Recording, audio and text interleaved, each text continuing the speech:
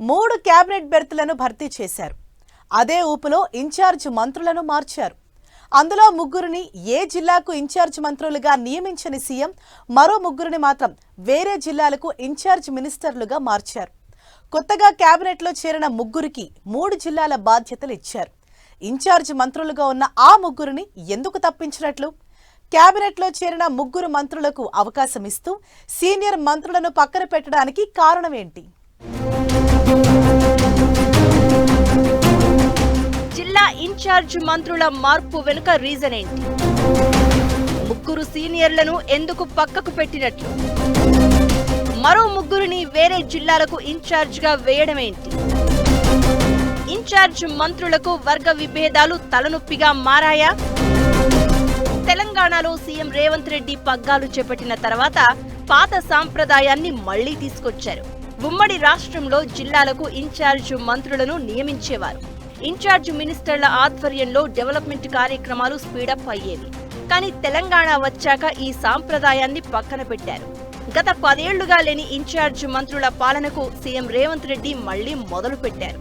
Cabinet లో 11 మంది మంత్రులు ఉంటే డిప్యూటీ సీఎం భట్టి విక్రమార్కకు మినహా మిగతా 10 మంది మంత్రులకు 10 ఉమ్మడి జిల్లాల బాధ్యతలు ఇచ్చారు.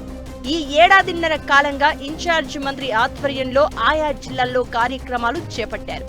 నియోజకవర్గ డెవలప్మెంట్ ఫండ్స్ కూడా ఇన్ఛార్జ్ మంత్రి కనుసన్నల్లోనే రిలీజ్ చేస్తున్నారు.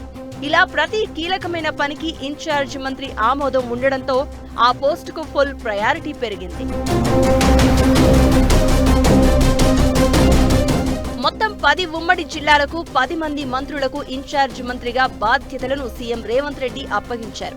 లేటెస్ట్ గా 3 మంత్రులు కేబినెట్ లోకి రావడంతో పాతవారిలో 3 మంత్రులకు ఇన్ఛార్జ్ బాధ్యతల నుంచి పక్కన పెట్టారు. ఉత్తమ్ కుమార్ రెడ్డి, కోమటిరెడ్డి వెంకట్రెడ్డి, కొండా సురేఖను ఏ జిల్లాకు ఇన్ఛార్జ్ గా నియమించలేదు. అలాగే మరో 3 మంత్రులకు ఇన్ఛార్జ్ బాధ్యతలను మార్చారు. సీతక్క, తుమ్మల నాగేశ్వరరావు, జూపల్లి కృష్ణారావుకు వేరే జిల్లాల బాధ్యతలు ఇచ్చారు.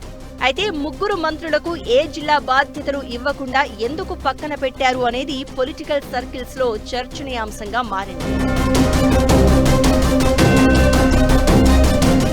మంత్రుల బాధ్యతలను మార్చడానికి కారణం లేకపోలేదనే టాక్ వినిపిస్తోంది. మంత్రి ఉత్తమ్ కుమార్ రెడ్డి ఇరిగేషన్ శాఖ మంత్రిగా ఫుల్ బిజీగా మారారట. ప్రాజెక్టుల నిర్మాణం విషయంలో ఫాలో అప్ చేయడం, నీటి కేటాయింపుల విషయంలో తరచూ కేంద్రం దగ్గరికి వెళ్లాల్సి ఉండడంతో వర్క్ లోడ్ భారీగా పెరుగుతోందట. అందుకే ఇన్ఛార్జ్ బాధ్యతల నుంచి తప్పించాలని సీఎం కోరడంతో ఓకే చెప్పారట. అలాగే కోమటిరెడ్డి వెంకట్రెడ్డి కూడా రీజనల్ రింగ్ రోడ్డుతో పాటు కీలకమైన మెట్రో రైల్, ఇతరాత్ర అభివృద్ధి కార్యక్రమాలపై బిజీగా ఉంటున్నారు. ఈ నేపథ్యంలో కోమటిరెడ్డి తనను ఇన్ఛార్జ్ బాధ్యతల నుంచి తప్పించాలని కోరారట. ఇక మరో మంత్రి కొండా సురేఖను బాధ్యతల నుంచి తప్పించడానికి వేరే కారణం ఉందట. ఈ మధ్య కాలంలో మంత్రి కొండా సురేఖకు ఆరోగ్యం సరిగా ఉండడం లేదు అంటున్నారు. ఇన్ఛార్జ్ మంత్రిగా ఫుల్ టైం ఇవ్వలేకపోతున్నట్లు సీఎంకు చెప్పారట. అందుకే ఈ 3 బాధ్యతలను మార్చారట. దీంతో ఇన్ఛార్జ్ మంత్రులుగా కొత్తగా కేబినెట్ లో చేరిన గడ్డం వివేక్, వాకిటి శ్రీహరి, అడ్లూరి లక్ష్మణ్లకు ఛాన్స్ దక్కింది. ఇన్ఛార్జ్ మంత్రుల బాధ్యతల విషయంలో మరో 3 మంత్రులకు స్థానచలనం కలిగించారు సీఎం రేవంత్. మంత్రి సీతక్కను ఆదిలాబాద్ నుంచి నిజామాబాద్ జిల్లాకు మార్పు చేశారు. ఆదిలాబాద్ జిల్లా నేతలతో మంత్రి సీతక్కకు గ్యాప్ పెరిగింది. అక్కడి నేతలు మంత్రి సీతక్కపై ప్రెస్ మీట్ పెట్టి విమర్శలు చేశారు. దీంతో మంత్రి సీతక్క తనకు ఆ జిల్లా బాధ్యతలు వద్దంటూ సీఎంకు విన్నవించారట. అందుకే ఆదిలాబాద్ జిల్లా నుంచి నిజామాబాద్ జిల్లాకు మార్చారు. మొన్నటి వరకు నిజామాబాద్ జిల్లా బాధ్యతలు చూసిన జూపల్లి కృష్ణారావుకు ఆదిలాబాద్ జిల్లా బాధ్యతలను అప్పగించారు. ఇక ఉత్తమ్ కుమార్ రెడ్డి తప్పుకున్న కరీంనగర్ జిల్లా బాధ్యతలను తుమ్మల నాగేశ్వరరావుకు అప్పగించారు. మరో మంత్రి కోమటిరెడ్డి వెంకట్రెడ్డి తప్పుకున్న ఖమ్మం జిల్లా బాధ్యతలను వాకిటి శ్రీహరికి ఇచ్చారు. మొత్తం మీద సీనియర్ మంత్రులు పక్కకు తప్పుకున్న నేపథ్యంలో కొత్త మంత్రులకు ఛాన్స్ దక్కింది. కొత్త మంత్రులు ఇన్ఛార్జ్ జిల్లా బాధ్యతలను ఏ విధంగా నెరవేరుస్తారు అనేది మున్ముందు వేచి చూడాలి.